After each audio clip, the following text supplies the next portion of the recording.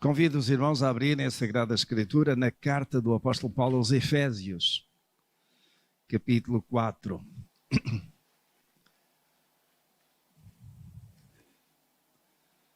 Estamos em plena sequência do que desde julho tenho vindo a falar cada domingo pela manhã sobre aquilo que agrada ao Senhor e, mais recentemente, maturidade cristã.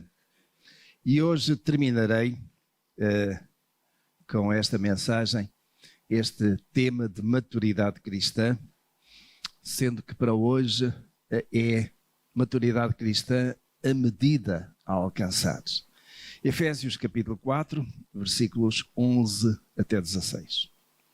E a minha tradução diz assim: E ele deu uns como apóstolos, e outros como profetas, e outros como evangelistas, e outros como pastores e mestres, tendo em vista o aperfeiçoamento dos santos, para a obra do ministério, para a edificação do corpo de Cristo, até que todos cheguemos à unidade da fé e do pleno conhecimento do Filho de Deus, ao estado de homem feito, à medida da estatura da plenitude de Cristo, para que não mais sejamos meninos inconstantes, levados ao redor por todo o vento de doutrina, pela fraudulência dos homens, pela astúcia tendente à maquinação do erro.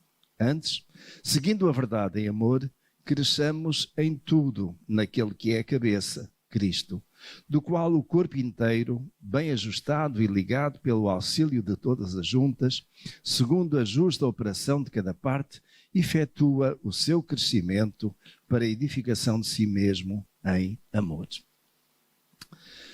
Meus irmãos, nós estamos destinados a crescer. Às vezes não precisamos de fazer muito, mas vamos crescendo, é natural. Eu quando vejo, por exemplo, os filhos da Sandra, comparado com aquilo que era há 1 ano ou 2, parece que tiveram ali uma mola que deu um pulo e cresceram, mas faz parte da vida. Os irmãos sabem, até nós que já atingimos a altura de crescimento e para cima não crescemos mais, continuamos a crescer, porque a roupa já não nos serve, crescemos para os lados, não é? Mas a verdade é que estamos a crescer, mas crescemos fisicamente, mas a palavra de Deus leva-nos mais à questão de crescimento espiritual, de crescimento moral. Ninguém nasce adulto, ninguém nasce maduro, mas todos nós caminhamos ou devemos caminhar nessa direção. Também é certo que ninguém permanece como bebé toda a sua vida. O crescimento é, então, alguma coisa perfeitamente natural, biológico, mas também é espiritual. Crescimento é espiritual. E esse crescimento começa com a conversão, sendo que a conversão, em termos bíblicos, tem 2 componentes, das quais temos falado e que bem sabemos: arrependimento e fé. Não há conversão, no sentido bíblico, se não houver isso mesmo, arrependimento e fé. Aliás, a própria palavra converter significa mudar, significa alterar, e está diretamente associado ao subjacente com a palavra arrependimento, que no grego, como temos falado, é metanoia, isto é mudança de mente. Mudança de mente para levar à conversão, para levar a um outro caminho, para levar a uma outra direção, juntamente, certamente, com fé. Começa então com a conversão e prossegue até à perfeição.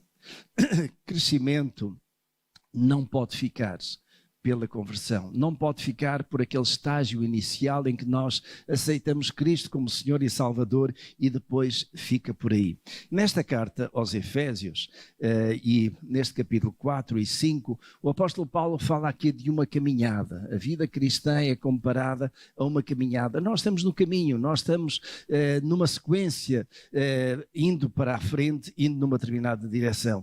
Neste mesmo capítulo 4, no verso 1, ele fala do seguinte: rogo-vos, pois, eu prisioneiro do Senhor, que andeis como é digno da vocação com que fostes chamados. Então este andar tem a ver com essa caminhada, tem a ver com essa projeção para a frente, ir numa direção que está lá mais adiante. E ele diz: andeis como é digno da vocação com que fostes chamados. Parece que há aqui uma repetição, vocação e chamada, têm, digamos, a mesma ideia associada, que é alguém que nos dirige uma palavra e que nos convida a irmos numa direção. Então, nós somos vocacionados para seguir a Deus, fomos chamados para ir nesse caminho. E o apóstolo Paulo está a dizer que andeis como é digno dessa vocação, dessa chamada, daquilo que Deus vos propôs a partir do momento da conversão.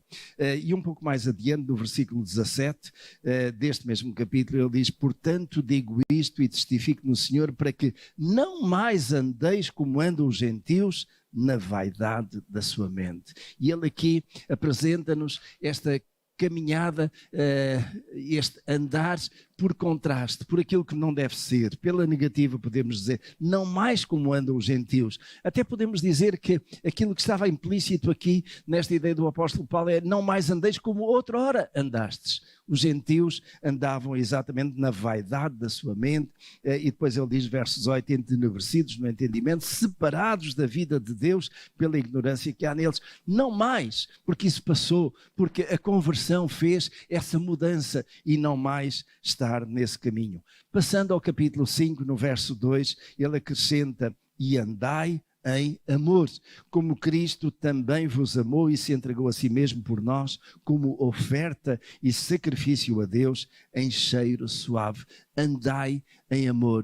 Então reparem, e vamos juntando aqui só as partes, andai como é digno da vocação com que fostes chamados, não mais como andavam os gentios, mas andai em amor. E ele acrescenta no verso 8, pois outrora erais trevas, mas agora sois luz no Senhor, andai como filhos da luz. Jesus é a luz do mundo e se nós somos filhos de Deus, andamos na luz. E andar na luz significa que não andamos mais envolvidos naquilo que é obscuro, daquilo que é tenebroso, naquilo que realmente é da lei das trevas, onde domina toda a maldade, todo o engano, toda a hipocrisia, toda a mentira. E ele acrescenta ainda no verso 15, portanto, vede diligentemente como andais, não como nércios, mas como sábios. E este é todo o processo que o apóstolo Paulo está a colocar aqui nesta caminhada que começou na conversão e que prossegue para um alvo, e esse alvo é naturalmente a perfeição, até que todos cheguemos lá. E esta caminhada aqui tem naturalmente estes elementos. Meus irmãos, eu vou considerar 3 aspectos agora daquele texto que lemos inicialmente, a partir do versículo 11 até ao 16. E particularmente começar com o versículo 14, onde considero que aí tem o ponto de partida para nós podermos chegar àquele estágio de perfeição, àquela medida que queremos alcançar, aquilo que é a maturidade cristã no seu pleno. Temos um ponto de partida. E esse ponto de partida o apóstolo Paulo deixa aqui muito claro, embora com esta diversidade. Ele diz assim, no verso 14 do capítulo 4, para que não mais sejamos meninos inconstantes, levados ao redor por todo o vento de doutrina, pela fraudulência dos homens, pela astúcia tendente à maquinação do erro. Este é o ponto de partida. É daqui que nós partimos. É daqui que os crentes pertencentes à igreja que se reunia em Éfeso tinham partido. Não mais, mas esse é o ponto de partida. E é bom lembrar que, tendo sido o ponto de partida, nunca pode ser o ponto de retorno. Nós nunca podemos voltar a este ponto. Isso é passado, esse é o ponto de partida. Nós já crescemos, já progredimos, já estamos mais além. Mas vamos analisar o que é que estava na mente do apóstolo Paulo e até em termos atuais, quando ele fala aqui, não sejamos mais meninos inconstantes. O menino é, por norma, inconstante, certo? Estão aqui que têm crianças pequenas, sabem que os filhos são inconstantes. Ora querem uma coisa, ora querem outra. Agora estão bem, depois já não estão. Estão contentes e ficam descontentes. E isso é próprio dos meninos. Mas quando vão crescendo, chegam àquele ponto de não se contentarem também, às vezes, com aquilo que têm. E continuam com alguma inconstância, mas quando nós atingimos a maturidade, então essa inconstância desapareceu, porque nós sabemos o que queremos e sabemos para onde vamos. Aquilo que, de certo modo, estaria aqui na mente do apóstolo Paulo é que não somos mais meninos inconstantes que abandonamos a congregação quando alguma coisa não está bem, quando nós, no fim de contas, as coisas não acontecem como nós queremos, vamos deixar, mudamos para outra e depois chegamos a outra, estamos um tempo, as coisas também não são do nosso agrado, vamos mudando e mudando. Há uma certa inconstância nessa continuidade cristã. Não quer dizer que todas as igrejas sirvam, obviamente que sim, mas o que é certo é que nós devemos procurar assentar arraiais, onde nos sentimos bem, onde a palavra de Deus é pregada e continuar, mesmo sabendo que a igreja não é perfeita. Não há nenhuma igreja perfeita, porque a igreja é constituída por pessoas que ainda são imperfeitas. Estamos a caminho da perfeição, a caminho da maturidade, mas não chegamos lá.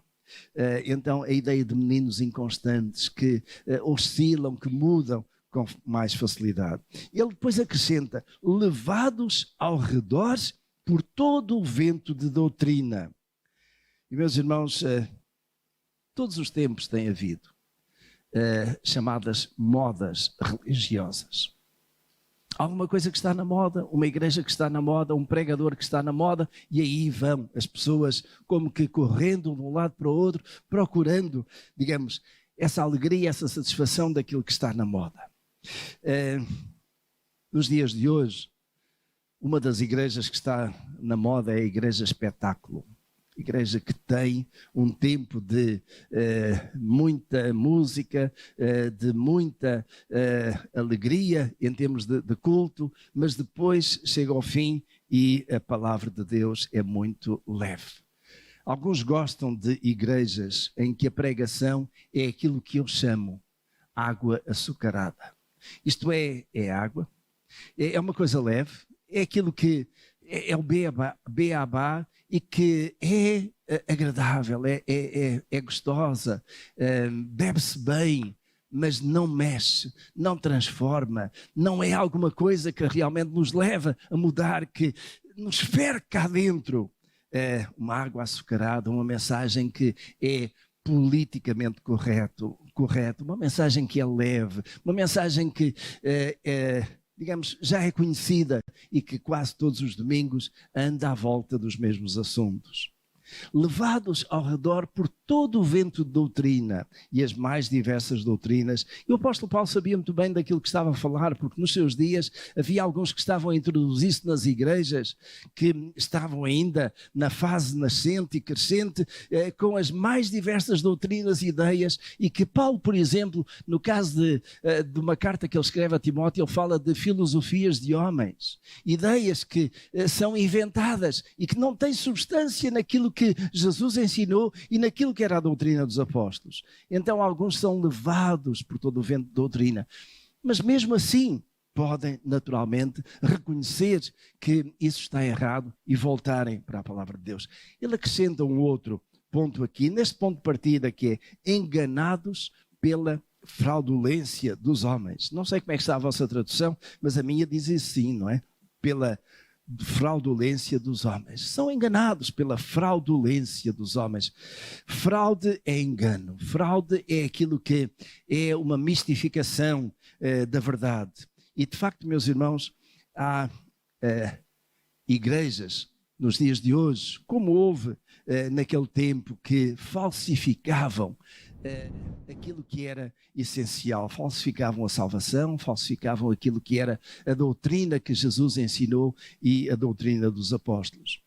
Os irmãos recordam-se com certeza que há cerca de 500 anos, não que tivéssemos estado lá, mas de lermos da história, como a Igreja Católica construiu tantos templos, tantas catedrais, inclusive a Catedral em Roma, ali, construída com muito dinheiro da venda das indulgências. E contra isso, como Martinho Lutero se insurgiu, ele que era do seio da própria igreja, que estava lá, insurgiu-se contra a venda das indulgências, porque naquela altura a Igreja Católica fazia muito dinheiro, enriqueceu muito à conta da venda da indulgência. O que era isso da venda da indulgência?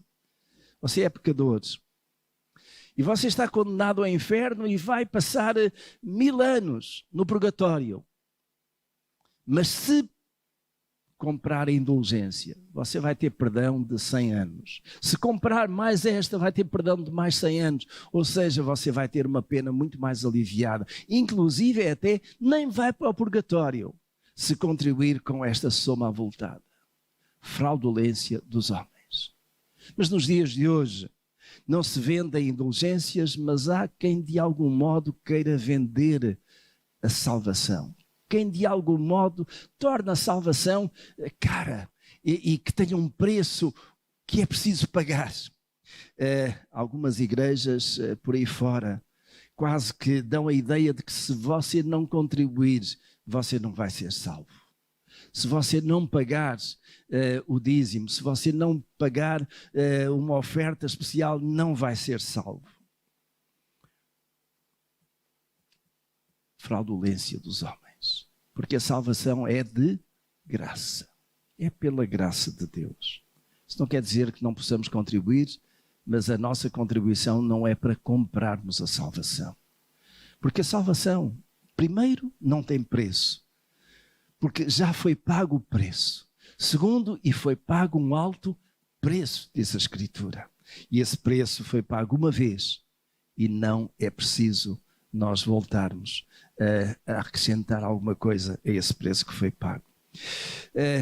Nos tempos do apóstolo Paulo, ele insurgiu-se e batalhou muito com os chamados gnósticos. E quem eram os gnósticos? Gnóstico vem da palavra gnose, no grego, que significa conhecimento, sabedoria, mas mais a ideia de conhecimento.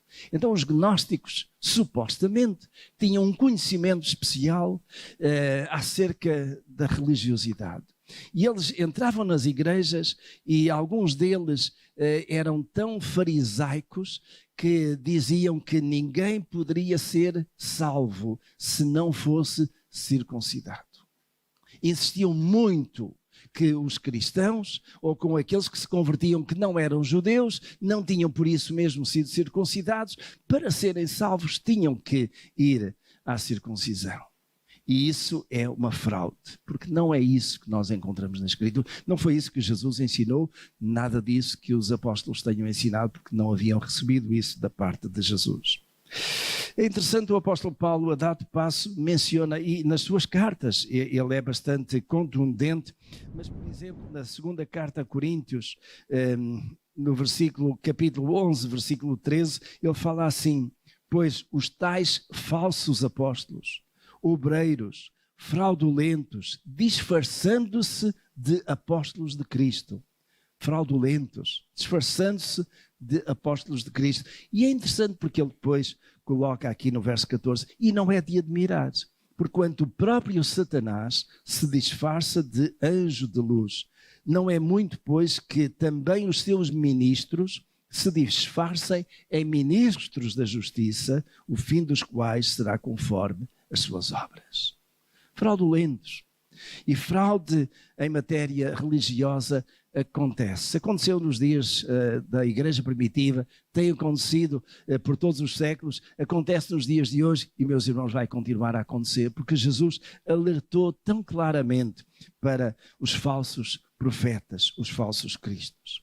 E o apóstolo Paulo está a dizer aqui que isso fez parte dos rudimentos, fez parte do início, mas esse foi o ponto de partida. Alguns foram enganados pela fraudulência dos homens, mas isso já ficou para trás.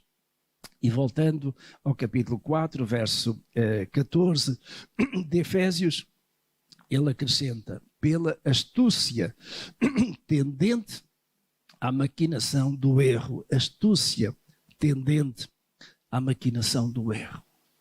Vejam a palavra que o apóstolo Paulo usa: maquinação. Maquinação é a ideia de fabricar. Maquinação é a ideia de conceber alguma coisa que não existe, mas que tem o propósito de ser rentável. Então, alguns que, pela astúcia, Não sei como é que está a vossa tradução, mas a ideia de astúcia é capciosamente, é de uma forma sorrateira, de uma forma que não parece aquilo que é, então vão enganando os outros pela maquinação do erro. E quando consideramos aqui maquinação do erro, podíamos dizer maquinação da mentira.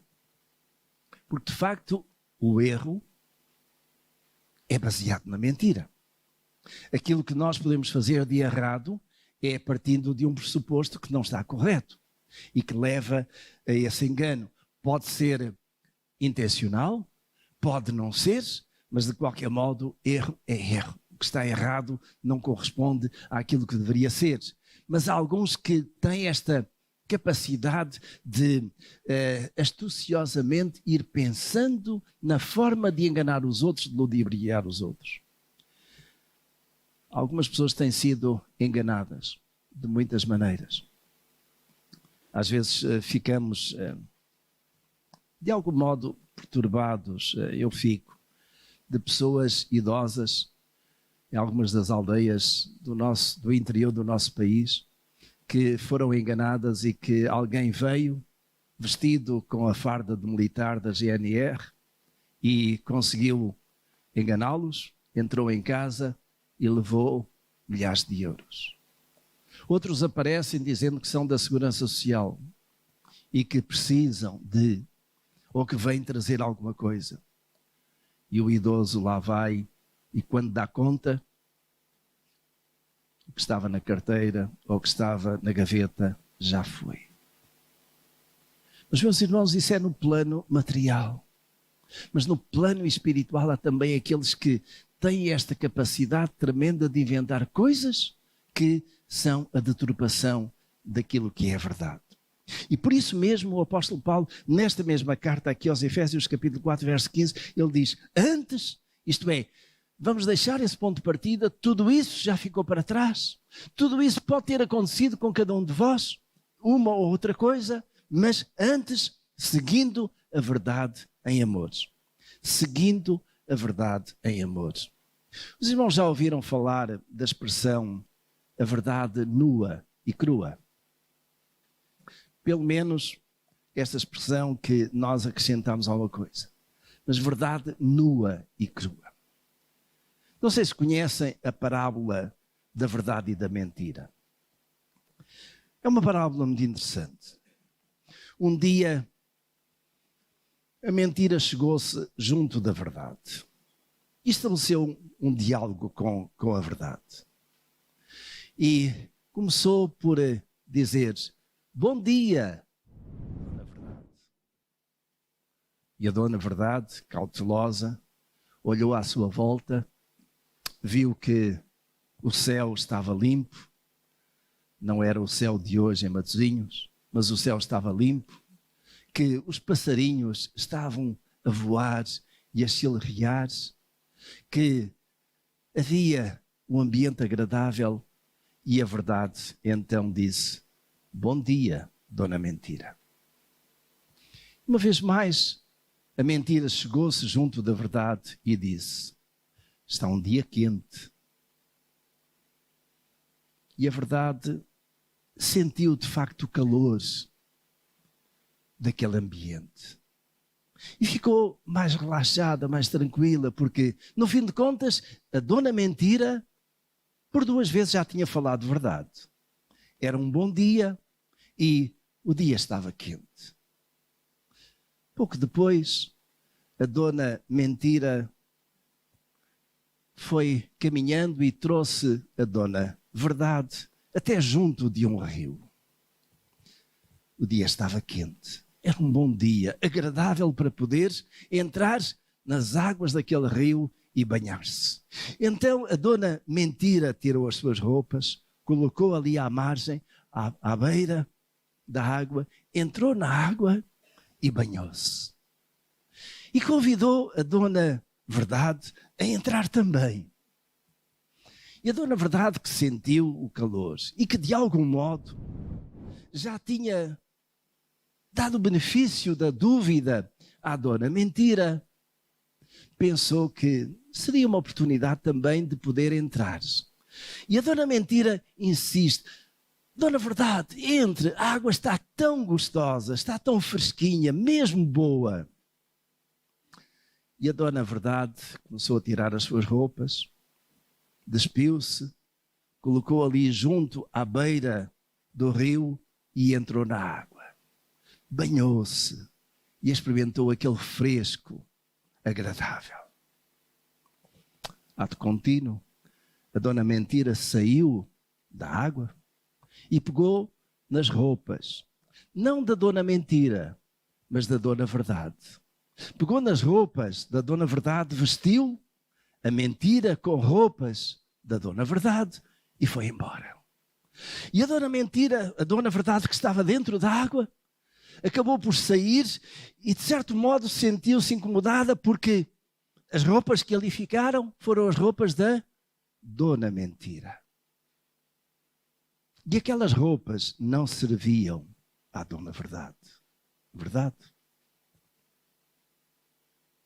E por isso mesmo, a Dona Verdade ficou nua, porque não podia vestir as roupas da Dona Mentira. E daí a ideia de que é a verdade nua.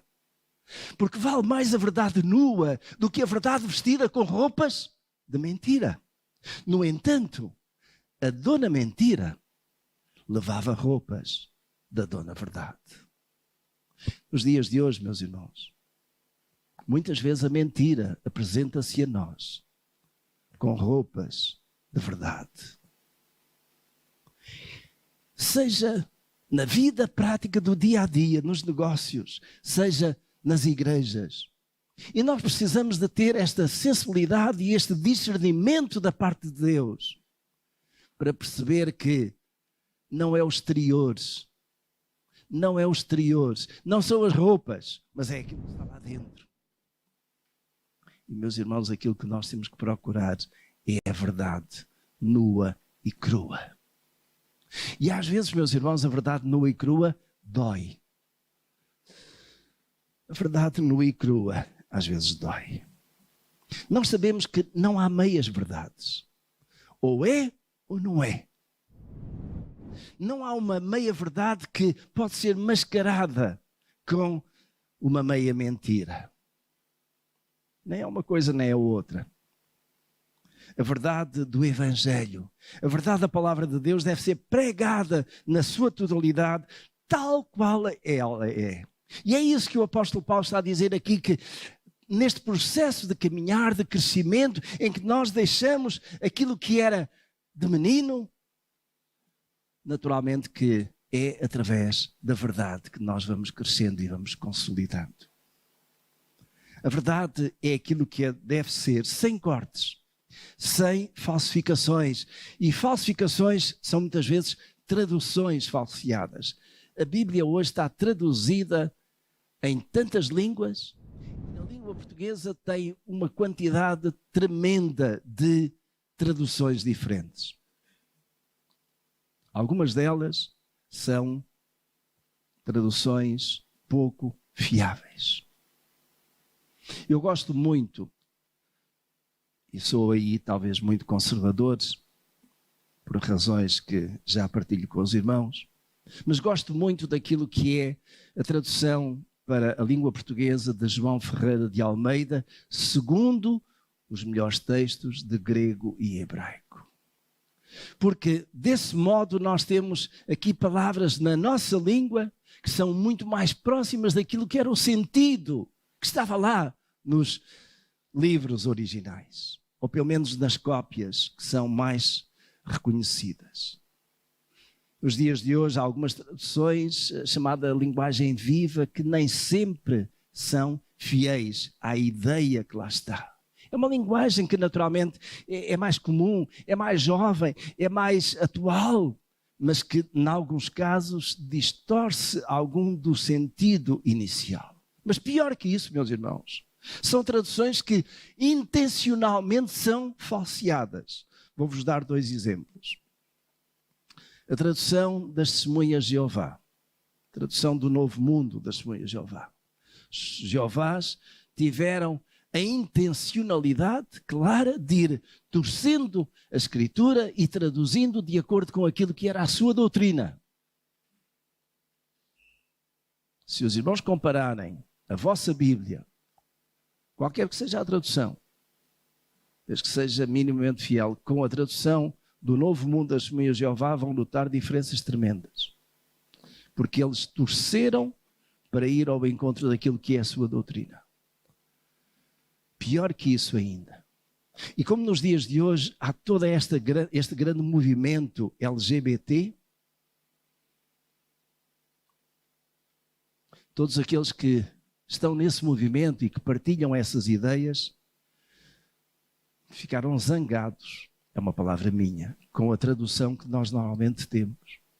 Então decidiram mudar também, particularmente 8 versículos da Escritura do Antigo Testamento e do Novo Testamento, para que possa ir em conformidade com aquilo que são as suas ideias.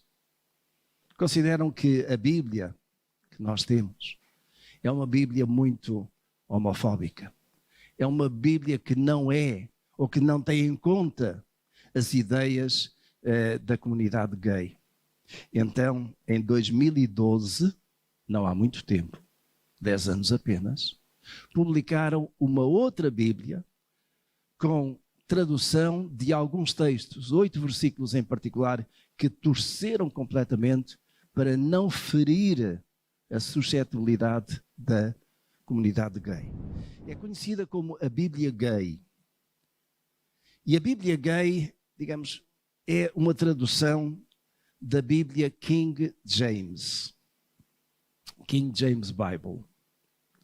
A King James Bible é a versão inglesa, digamos, se quisermos, que tem o paralelo com a nossa tradução de João Ferreira de Almeida, mas que foi mandada a traduzir pelo rei James, o rei Tiago, na Inglaterra, há um bom número de anos atrás.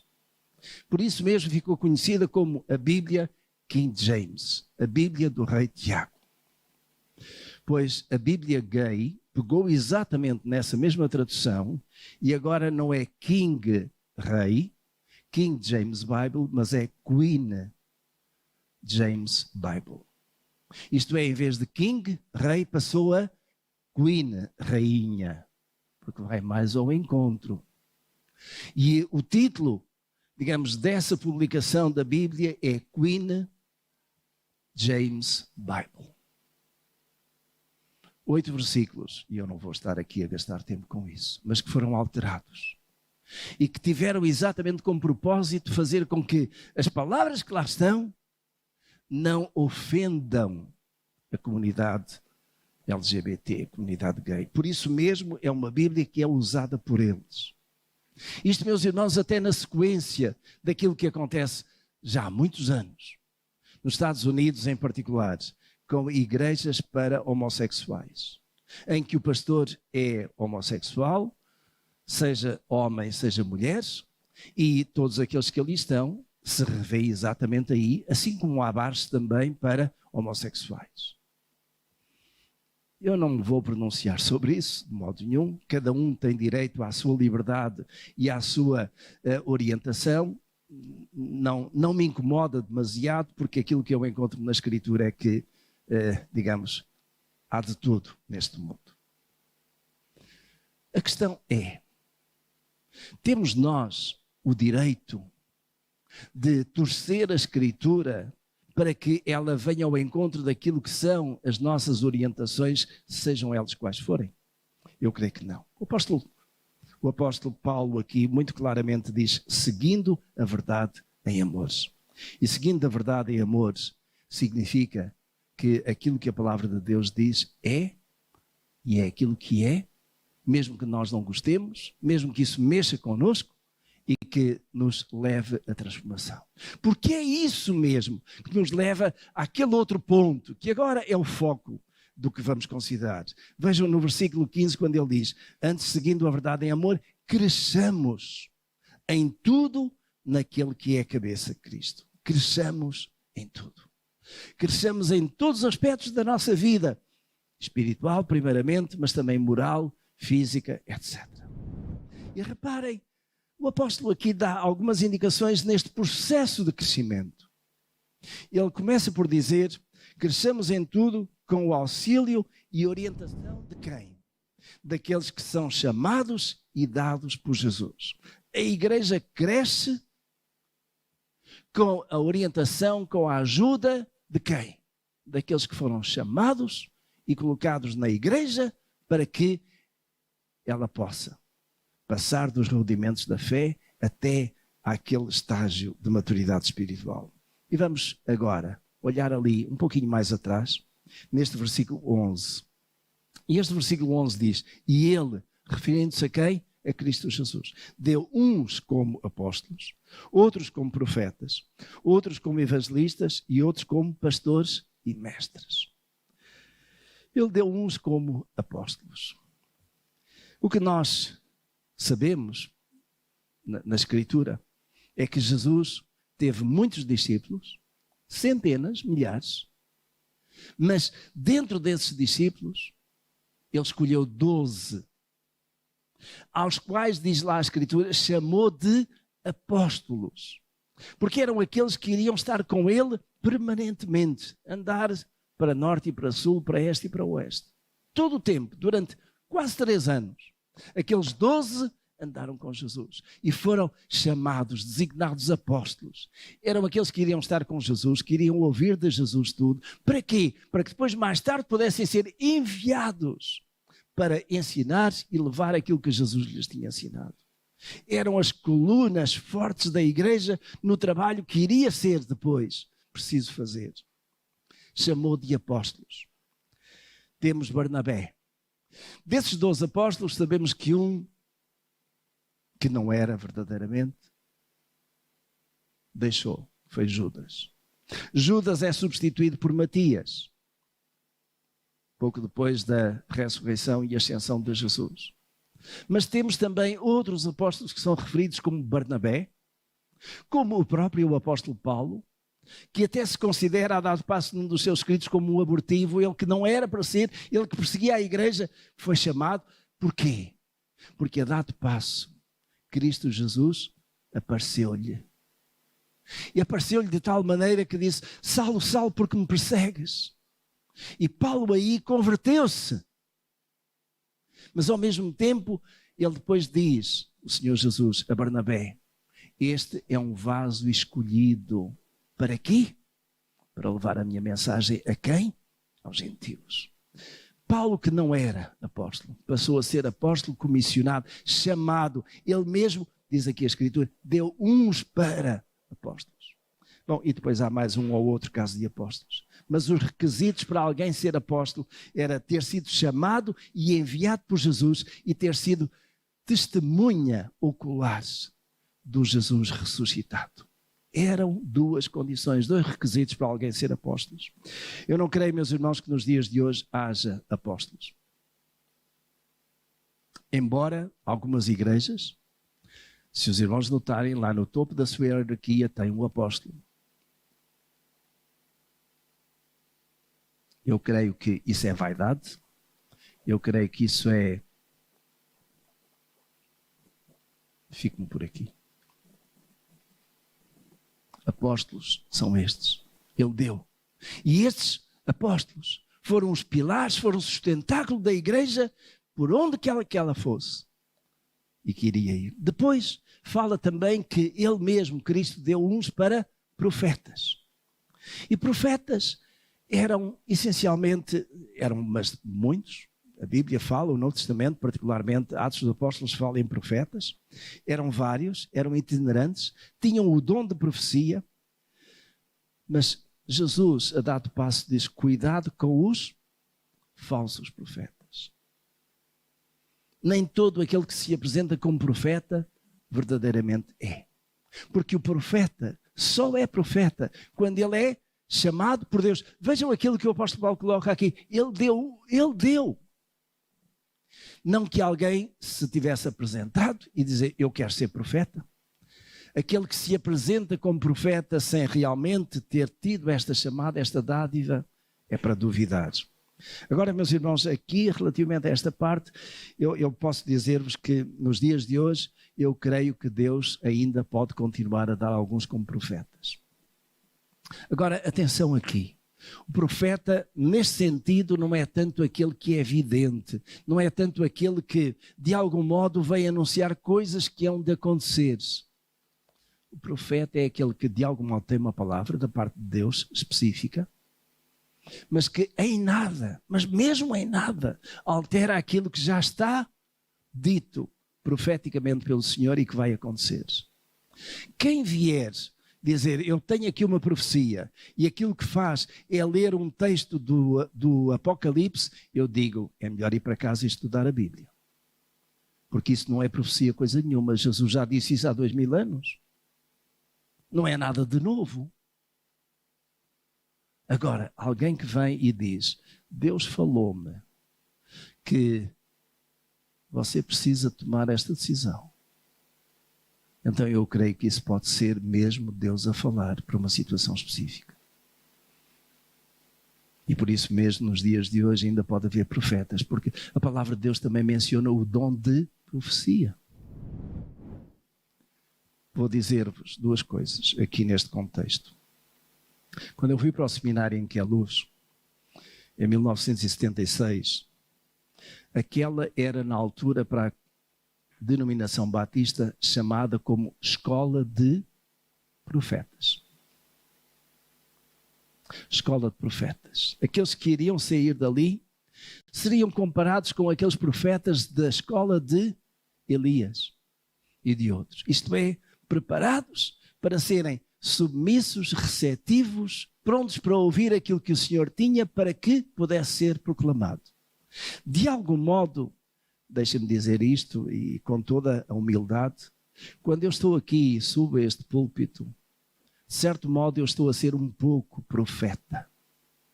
Não para vos dizer tanto aquilo que vai acontecer de alguma coisa nova que não esteja na Escritura, mas para vos trazer a palavra que o Senhor colocou no meu coração para esta igreja no dia de hoje. E neste sentido, eu posso estar a ser profeta aqui, porque trago uma mensagem da parte do Senhor para a igreja hoje. Uma outra situação também, que eu não posso deixar de partilhar, porque creio que tem o seu enquadramento aqui. Que há uns anos atrás, o nosso filho João Eduardo estava, como alguns irmãos sabem, em Londres a estudar. Tinha acabado o curso lá no seminário Spurgeon e continuava lá durante um tempo. Até que, e nós aqui orávamos para que Deus orientasse, dirigisse a sua vida de acordo com a sua vontade. Alguns irmãos ou irmãs aqui diziam, mas porquê é que vocês não oram para que o João venha para a igreja? Porque ele já terminou o curso, pode vir para aqui, ele pode ser tão útil aqui. E a minha esposa, que normalmente era a que ouvia essas coisas, dizia, eu oro para que Deus mostre a sua vontade ao João. Nós desejávamos muito no nosso coração que o João estivesse aqui, mas queríamos sobretudo que fosse a vontade do Senhor. E a dado passo, o João diz-nos, papá, mamãe, eu vou voltar a Portugal, vou voltar à igreja de Matosinhos. E nós soubemos que foi alguém escolhido por Deus, que na igreja onde ele estava disse, o que é que você está a fazer aqui? O seu lugar é em Portugal, no ministério com o seu pai. O João fez as malas e veio para Portugal. E está aqui desde então. Alguém lhe deu indicação. Eu creio que Deus fala de muitas maneiras. E às vezes Deus usa pessoas para de algum modo nos ajudar a ver aquilo que Deus quer, aquilo que é a sua vontade. O apóstolo Paulo diz, Deus deu uns para apóstolos, outros para profetas, outros para evangelistas. E estes evangelistas aqui nós temos tido muitos ao longo dos anos. Eu tenho um grande apreço por um evangelista que já está com os senhores, Billy Graham. Ouvi-o várias vezes. Billy Graham, um homem de Deus, que foi chamado realmente por Deus para ser um pregador às multidões. Ele pregou uma vez no Brasil, no estádio Maracanã, para mais de 200 mil pessoas. Na Coreia do Sul, para mais de 300, 400 mil. Eu estive com ele, tive a oportunidade de estar com ele na Bélgica, em Bruxelas, quando eu era jovem ainda. Estudante universitário.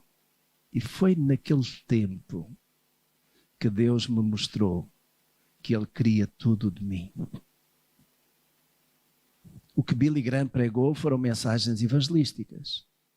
Mas o ambiente, o espírito, Deus usou para me falar e dizer: eu quero-te no ministério. Mas Deus deu uns para evangelistas. Exatamente para quê? Para que pudessem pregar o evangelho a grandes grupos, a grandes multidões. Agora, meus irmãos, todos nós devemos ser evangelistas. Quero aqui deixar claro, todos nós devemos ser evangelistas. E evangelista é o quê? É aquele que anuncia as boas novas. Mas nós somos e devemos ser evangelistas na nossa família, com os nossos amigos. Mas Deus chama alguns para poderem levar o evangelho a multidões. Nos dias de hoje, estes evangelistas têm sido mais os missionários que do Brasil, dos Estados Unidos, de outros lugares, de Inglaterra, vão por todo o mundo e pregam o evangelho num lugar onde não há nada. E aí estabelecem uma igreja, são evangelistas, são missionários. E ele acrescenta depois, e Deus também deu uns para pastores, mestres. E é interessante porque ali não há um artigo para cada um destes. É o mesmo artigo. Isto é, aquele que é pastor é também mestre. Aliás, primeiramente começaram por ser mestres.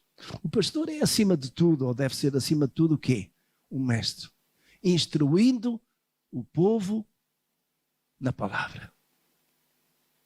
Mas sendo mestre e tendo pessoas que aceitam Jesus, que realmente se convertem e que se começam a caminhar, ele precisa não apenas de ensinar a palavra, mas também de cuidar espiritualmente. E aí, pastor e mestre, aquele que ensina, mas aquele que cuida também. Algumas igrejas rejeitam completamente a ideia de pastores. Não querem chamar pastor a ninguém, porque dizem que pastor é Jesus. Tem anciãos, tem líderes da igreja, mas pastor não. Pastor é só Jesus. É uma questão de ideia. Agora, que a Escritura aqui fala claramente que ele deu uns para pastores e mestres, está aí no texto e nós não podemos estar a contornar isso. Agora, pastores e mestres para quê? Para que a igreja seja edificada e possa, o quê? Crescer. E crescer até onde? Até àquele ponto. E estamos a caminhar para lá. O segundo aspecto que ele diz, e que está aqui no verso 12. Veja no verso 12. Ele deu uns como apóstolos, outros como profetas, etc. Outros pastores e dois. Tendo o quê? Em vista o aperfeiçoamento dos santos. Para a obra do ministério, para a edificação do corpo de Cristo.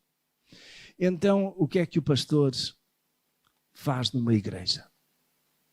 Ele ensina, ele cuida, mas também ele capacita os crentes para quê? Para que fiquem no banco a ouvir a pregação.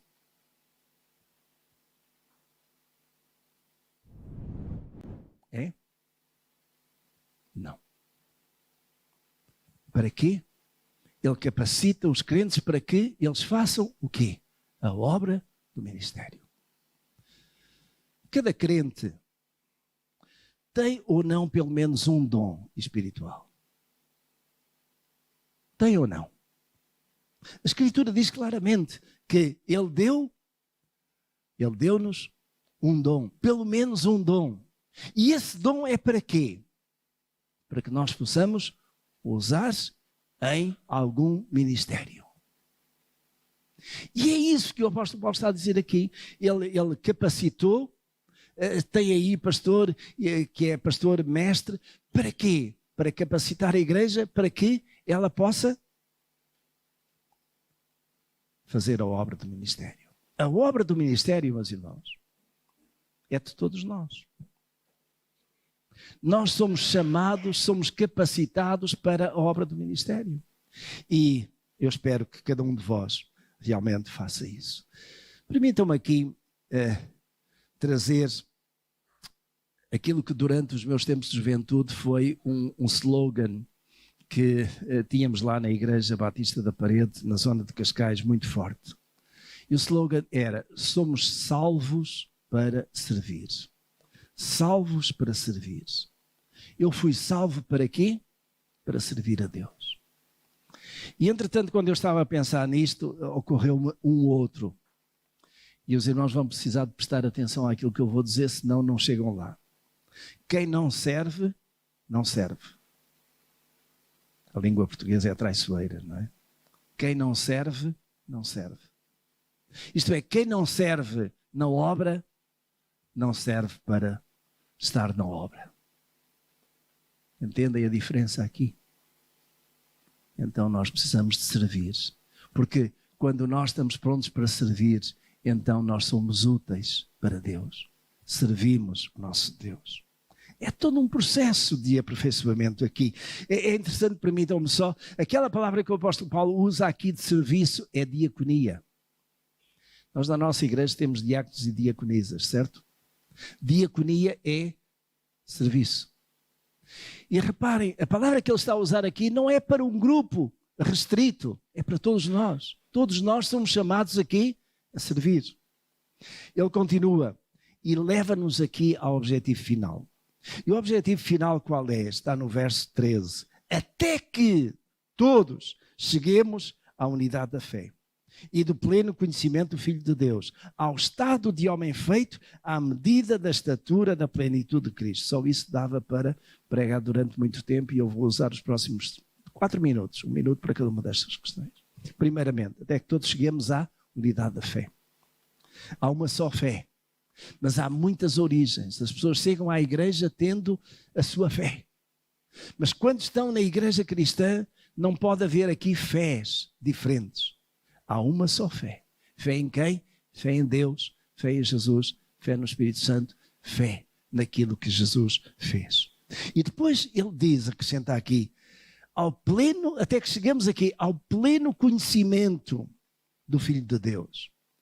Alguns consideram que Jesus foi um bom mestre, um excelente mestre, sem dúvida.